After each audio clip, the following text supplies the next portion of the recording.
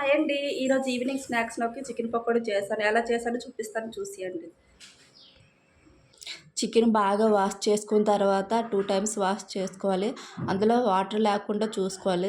చికెన్‌లో మొత్తం వాటర్ లేకుండా చూసుకున్న తర్వాత అప్పుడే చేసుకున్న అల్లం తల్లుల పేస్ట్‌ని వేసుకొని 2 స్పూన్ల కారం, ఒక చిటికెడు పసుపు, ఒక స్పూన్ ధనియాల పొడి, ఒక స్పూన్ చికెన్ మసాలా, దాంట్లో కొంచెం సాల్ట్ దానికి సరిపడినంత సాల్ట్ వేసుకొని ఒక నిమ్మ చెక్కను పిండేసుకోవాలి. దాంట్లో నిమ్మ చెక్కను పిండేసిన తర్వాత చికెన్ మొత్తం కలిపేసుకోవాలి. బాగా చికెన్ ముక్కకు అంటినట్టు అంతా మొత్తం కలిపేసుకుంటే బాగా ఉంటుంది. అందులో వాటర్ లేకుండా బాగా కలిపేసుకోవాలి.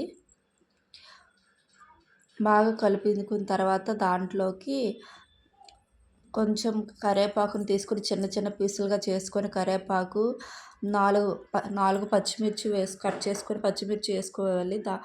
వేసుకున్న తర్వాత దాంట్లో కార్న్‌ఫ్లోర్ 2 స్పూన్లు వేసుకోవాలి.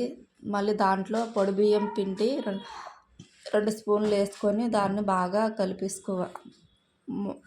కలిపేసుకోవాలి. ఫస్ట్ నేను ఆయిల్ వేయాలి కానీ మర్చిపోయాను, ఇప్పుడు వేసాను.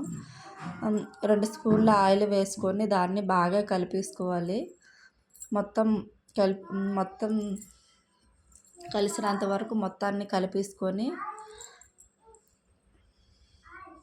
ఫైనల్లీ మ్యాగ్నేట్ చేసి పెట్టేసుకున్నాను ఫ్రెండ్స్. అది 2 అవర్స్ 3 అవర్స్ ఫ్రిడ్జ్లో పెట్టాక తర్వాత తీసుకొని పకోడీ వేసాక చూపిస్తాను ఫ్రెండ్స్. నూనె వేడయ్యాక దాంట్లో ఒక్కొక్క పీసు ఒక్కొక్కటి దూరంగా వేసుకోవాలి. దగ్గర వేసుకుంటే అంటించుకొని మొత్తం పీసులు అంటుకుంటాయి. కాబట్టి దూరంగా వేసుకొని వేగించుకుంటే, మీడియం ఫ్లేమ్లో వేగించుకుంటే చాలా టేస్ట్గా మంచిగా వస్తుంది ఫ్రెండ్స్. సిమ్లో బాగా వేగించుకోవాలి. ఎక్కువ సిమ్లో పెట్టినా నూనె మొత్తం చికెన్ వస్తుంది. అందుకే మీడియం ఫ్లేమ్లో పెట్టుకుంటే బాగా వస్తుంది.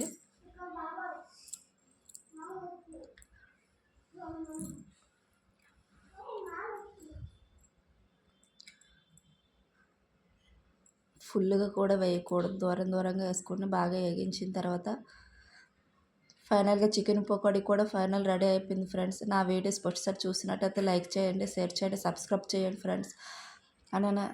కింద ఉన్న బెల్ ఐకాన్ క్లిక్ చేయండి ఫ్రెండ్స్. ఒక లైక్ చేయండి ఫ్రెండ్స్ చూసిన మాత్రం.